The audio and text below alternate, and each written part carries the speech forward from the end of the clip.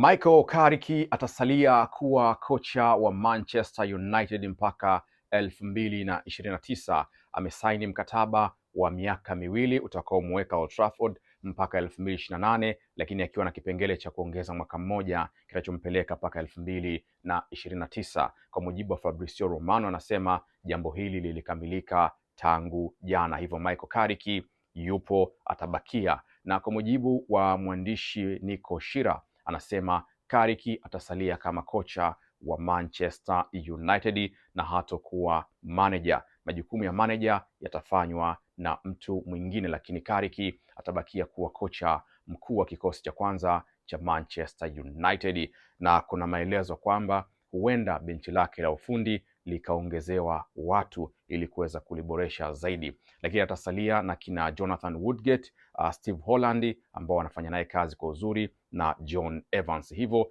Michael Carrick is here to stay kwa miaka mitatu mingine ambayo itamfanya kuondoka Manchester 2029. Michael Carrick is here to stay.